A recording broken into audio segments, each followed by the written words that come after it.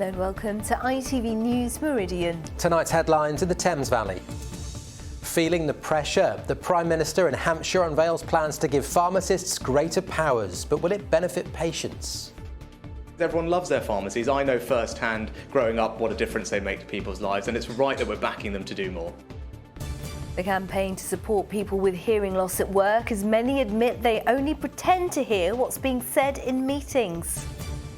Also this Tuesday evening, crash survivors and hero medics, a pretend motorway disaster to prepare crews for the real event. And in service since the 1970s, the old passenger trains being consigned to history in just a few weeks' time.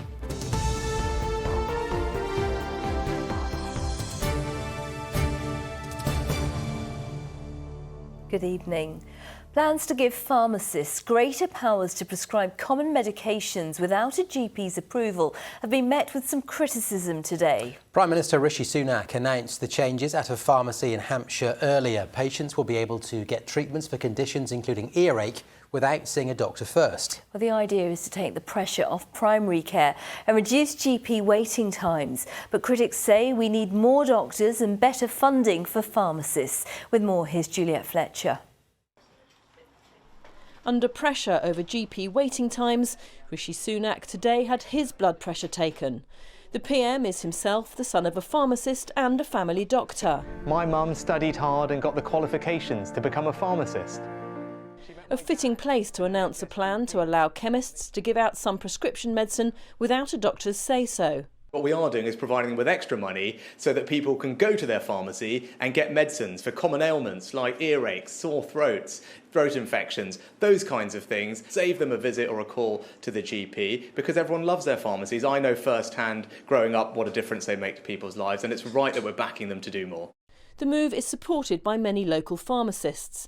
But the owner of this one, part of a family-owned chain, says the government has missed the chance to pay struggling pharmacies much more fairly for dispensing medicines. Although we welcome the new services and we're here to help, and we believe we can take off a lot of pressure from the GPs with these new services, we still feel there's a lot more work to be done by the government. And if we're not reimbursed properly for our core business, then it's not good enough. Many patients who have long struggled to get GP appointments, such as Mick Weeble from Kennington, are also not convinced. We're waiting now up to 7 days to get our prescription. Now, that's going to be longer if their staff at the pharmacy are having to treat people with minor ailments and they won't get the medication prescribed in time. So we're going to wait longer for our prescriptions. We asked people in Reading today what they think of the plan. I have to go to doctors to get some drops in my ears every so often. It takes about 2 weeks to get an appointment, so if I can pop into a pharmacy to get them, it's quite good, I think. Yeah, if they can cope with it, why not? Not all pharmacists might be able to do that prescribing, so is that just moving one problem from GP surgeries to a pharmacy? Labour says more funding should go into expanding the network of doctors' surgeries. There is no quick fix to what is a long-term problem. The government ought to be funding an expansion of medical places in order to get more GPs into the system. That's the reason many people can't get a GP appointment. Rishi Sunak was given a clean bill of health today, but many feel it's GPs who really need a boost. Juliet Fletcher, ITV News. A teenager from Reading has been jailed for drugs offences. 19-year-old Cameron Gruber was found in possession of cannabis, crack cocaine and heroin were discovered at the property where he was detained by police. He was sentenced to 2 years and 9 months. Ambulance workers have gone on strike today as the Unite union escalates its industrial action. Its members, who are employed by South Central Ambulance Service, walked out at midday until 10 p.m. tonight. Action continued after 56% of members rejected the government's pay offer. The union is calling on ministers to reopen negotiations.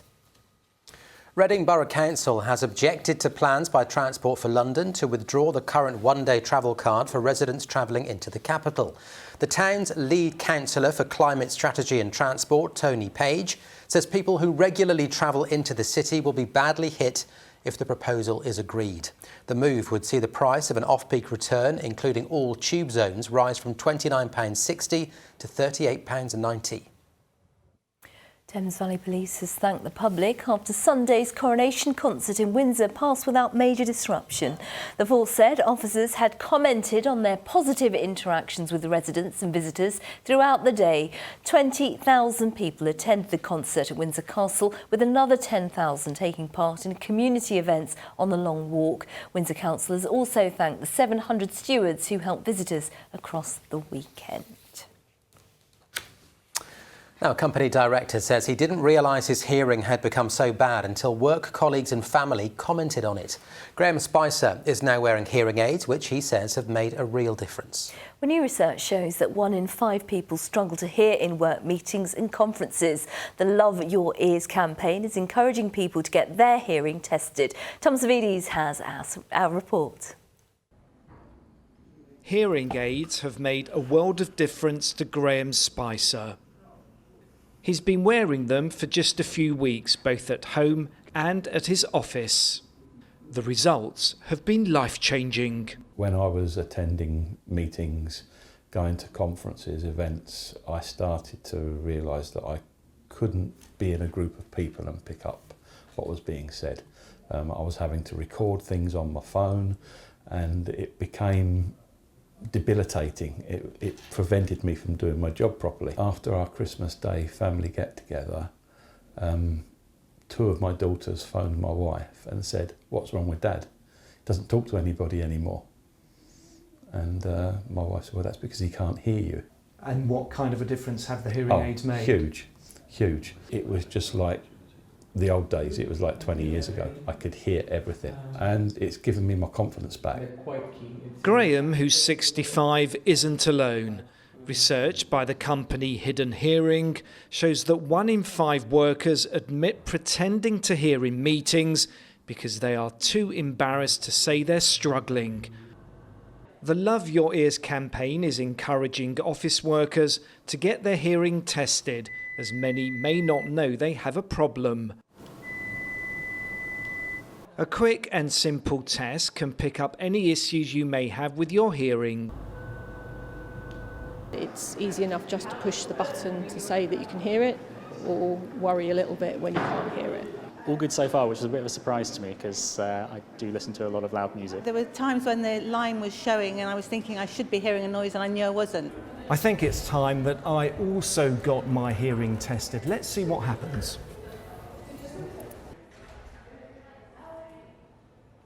From these results, I would suggest going further and getting a full test, just to see what's going on. Many workers struggle with their hearing for up to 10 years before seeking help, proving that they stay silent for far too long. Tom Savides, ITV News. A man from Hampshire who only learnt to read in his 40s has launched a petition calling for action to tackle adult illiteracy. Paul Anderson from Basingstoke was helped by the Read Easy charity, which says 9 million adults are unable to read. Paul wants to use his experience to encourage others who are struggling to come forward. Artificial intelligence cameras will be installed on roads across the south to catch people who litter. The technology is being rolled out by Highways England as it clamps down on drivers who drop rubbish out of their windows. The cameras are due to be put into lay-bys as part of a trial. Oxford has ranked number 1 in the UK for new electric vehicle sales. New data shows there was a 60% increase last month, with 49% of all new cars sold electric. You're watching ITV News Meridian here in the Thames Valley. Still to come. The makeup artists keeping it as real as possible for trainee medics at a disaster simulation. And after a thoroughly changeable coronation weekend, what do the next few days have in store? Join me a little later for all the details. And remember, you can find more on today's top stories by heading to our website, itv.com/Meridian. You can call us and you can follow us on Facebook, Twitter and on Instagram.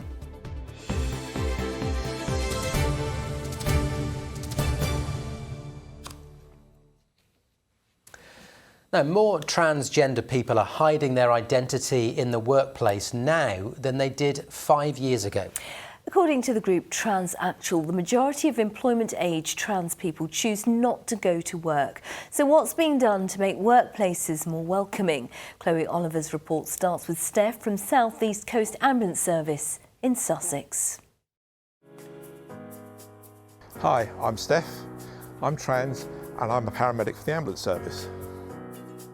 Hi, I'm Sky and I'm a trans woman.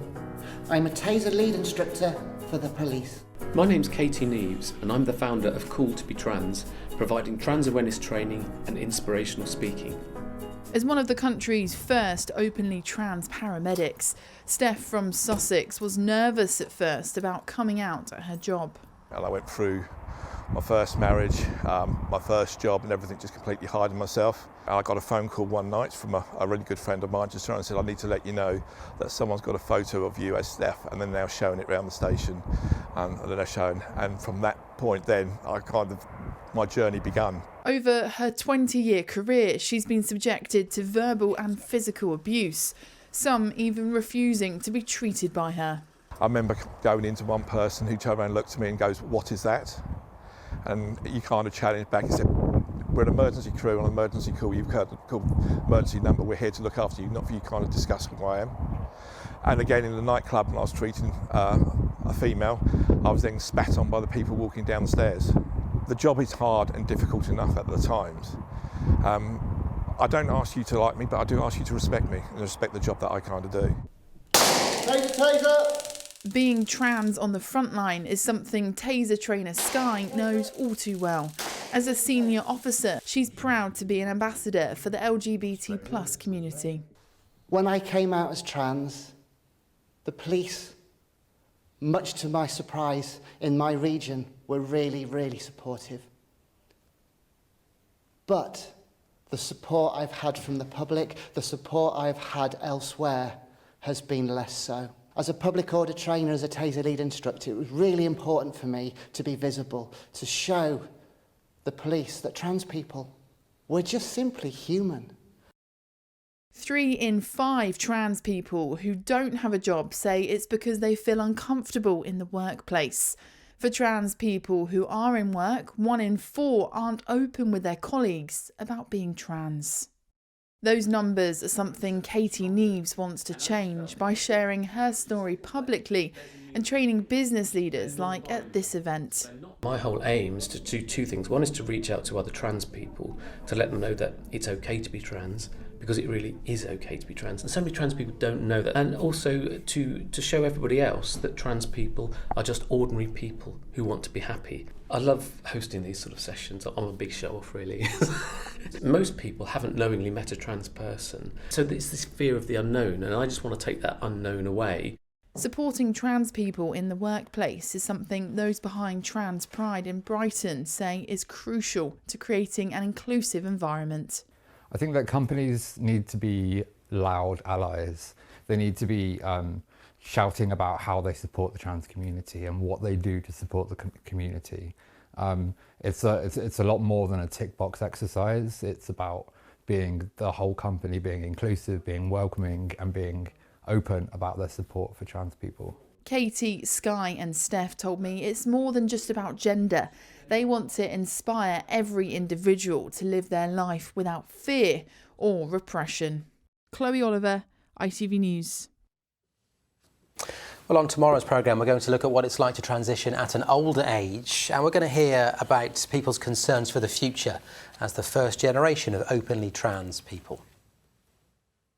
Now, throughout the day, medical students and hospital staff have come together to see how they'd cope if Portsmouth was hit with a wide-scale emergency. In the simulation, a multi-vehicle crash on the A27 leads to serious injuries. It saw actors being taken by ambulance to the University of Portsmouth. But how did the staff cope? Andrew Pate found out. The patients may be actors, but this felt very real. The news coming in said there was mass casualties following an incident on the A27 near Portsmouth. Remember what I said, we just need to focus on the breathing. Yes, you're doing really well, all right? Okay? Okay. Who's Georgie, Sophie? Can you tell me who Georgie is? It's a great chance for them to interact with each other on a multi-agency basis. They also get to practice in as realistic an environment as possible the way that they would respond and react to actual disasters, actual injuries, actual casualties coming through, and lots of them at the same time. Heart rate 134, BP 115/88. During this exercise, 800 people are involved, students alongside working professionals, so that when they do encounter events like this, they're ready. What about the chest? Chest, bilateral air entry. Yes. Upstairs at the University of Portsmouth, makeup's applied as the actors prepare to join in. I think it's about as realistic as we can get. We're using actors as real patients rather than dummies, which you often don't get in scenarios like this. So they can talk to you, they're living, breathing patients. Also, we're using the similar equipment to what we'd be using up at the hospital. That kind of feeling of urgency is definitely there. He was in a passenger of a car, trapped by the jammed seat belt. It's a hands-on experience, so they learn more of a practical skills. So they have learned the theory there in the classrooms, and now it's time for them to get hands-on and practice their skills, which will definitely be useful in their daily clinical practice. 15-15, I think. And when the scenario called for a patient with no pulse, then a medical dummy was used. If things don't go so well, then it's an opportunity to go, actually guys, okay, that didn't go so well today, but it's a chance to learn, and that will make them more confident, competent practitioners in the future. The team here today will have learnt a lot. Good news for them and those they treat in the coming years. Andrew Pate, ITV News. Now, next week, it's the return of the People's Projects, where ITV and the National Lottery Community Fund team up to give away up to £70,000 to good causes, which bring people together. Groups who've been shortlisted will be competing for your vote to help improve the lives of people in their local area. Here's Philippa Drew to tell us more.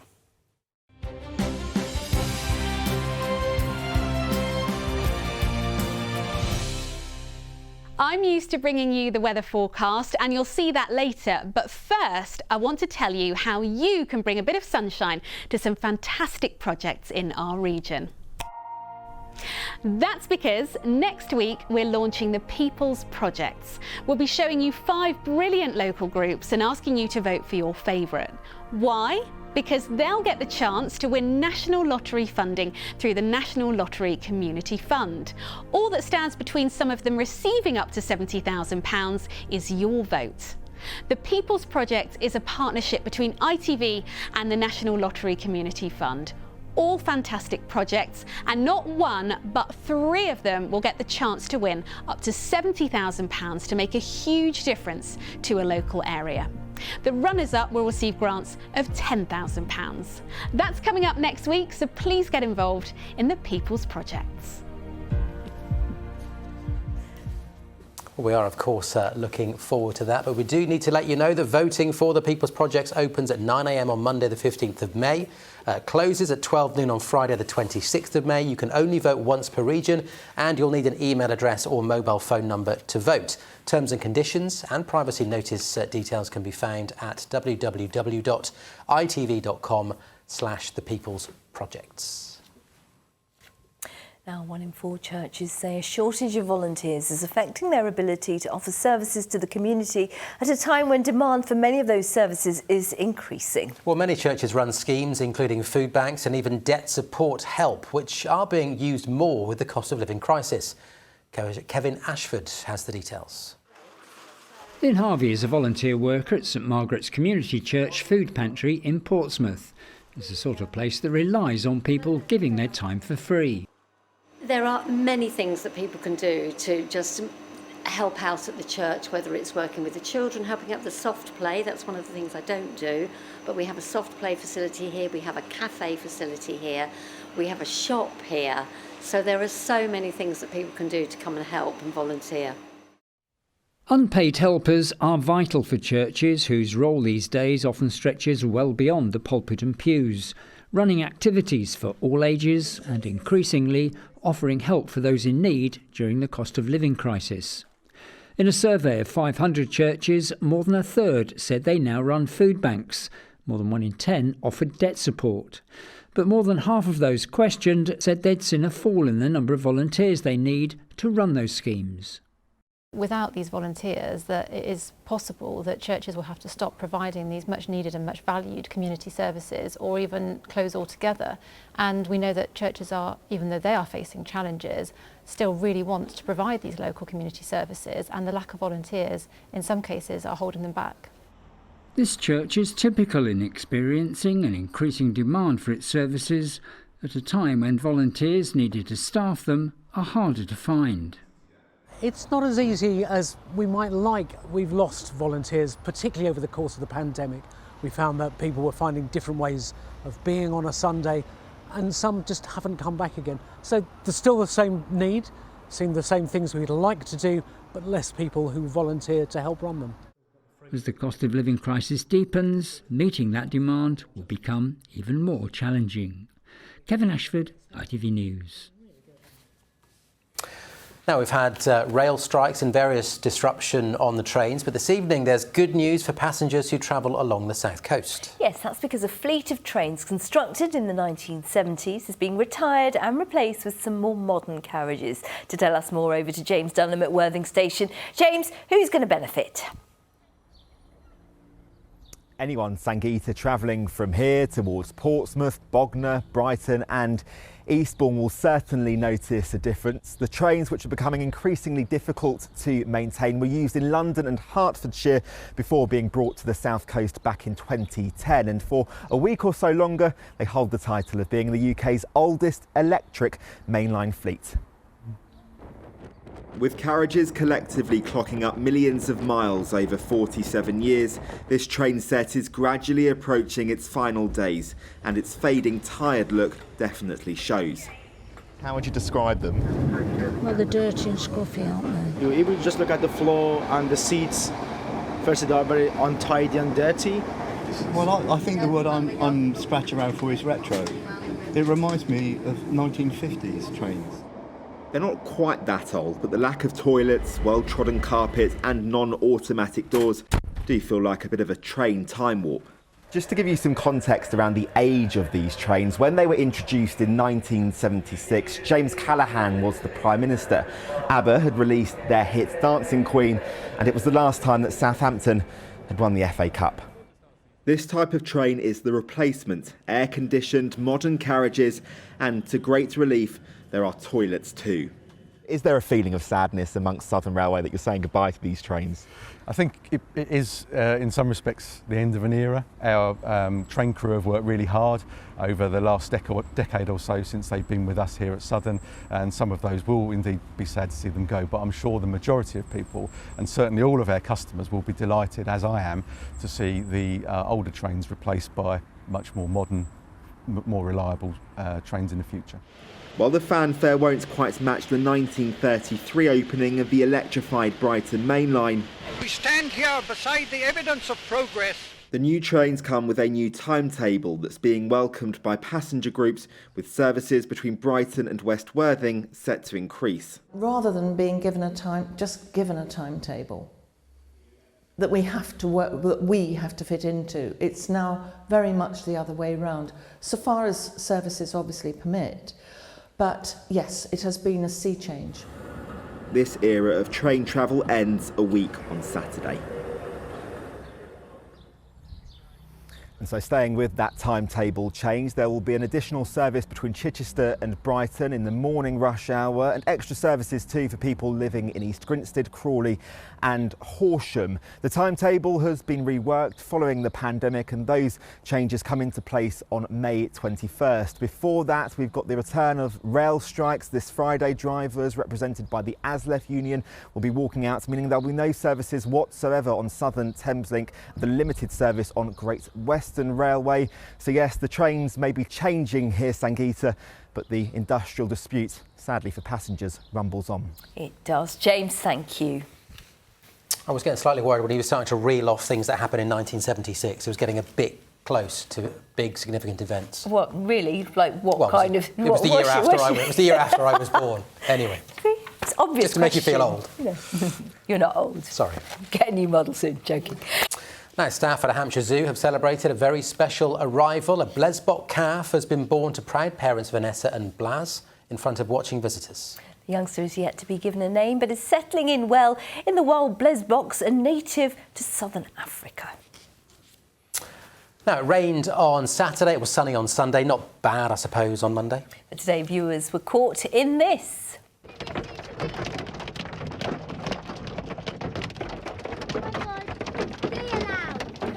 Well, this was Basingstoke this afternoon, sent in by Alicia Riley with family and friends on board. She said she was so worried the hailstones would dent her car. She had to pull over under a tree. The weather setting off plenty of car alarms. Well, there's more on that story on our website. If you do have videos similar to that, do please send them in to us. For now, though, let's see what the weather has in store. Hopefully not quite conditions that bad. With the details, here's Pip.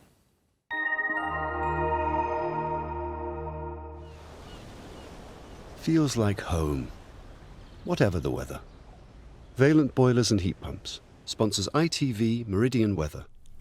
Hello there, I hope you've had a lovely day. It certainly has been a pretty showery one for most of us, and some of those showers have been heavy and thundery. In fact, the Met Office still has a yellow warning in force for further thundery downpours taking us through this evening. So some tricky conditions on the roads at the moment. And it's all thanks to low pressure, very much in charge of our weather today. It will stick with us for the next couple of days, but then during Friday and into Saturday, it looks as though high pressure will start to build in for a time, hopefully settling things down a little. Out there at the moment, though, as I said, still some heavy thundery downpours. These will gradually clear away eastwards, though, as the night wears on, and by dawn, for just about all of us, it should be much drier and much clearer all round. Underneath the clearer skies, out of the breeze, we could get a bit of patchy mist and fog, but for all of us, it will be relatively mild. Temperatures for some staying in double figures. Tomorrow morning, then, any mist and fog will soon disperse. A lovely, dry, bright start for many, but make the most of the early morning because as the day wears on, showers will break out quite widely. And again, some of these could well be heavy and thundery, accompanied at times by some pretty gusty winds. In between, though, I think we should see a bit more sunshine than we've had today. And as a result, out of the showers and out of the breeze, it should feel fairly pleasant. Highs inland 16 or 17 Celsius. These are the times of high water for tomorrow, then just the one there for Poole, just a shade past midnight. So showers to end the day tomorrow, and as I say, some of them could still be heavy and thundery. They'll then tend to peter out during the evening. Overnight fairly quiet, and then as we head into Thursday, further showers start to pile in from the west. So remaining a little unsettled for the time being, hopefully dry for a time into the weekend. Valent sponsors ITV Meridian Weather.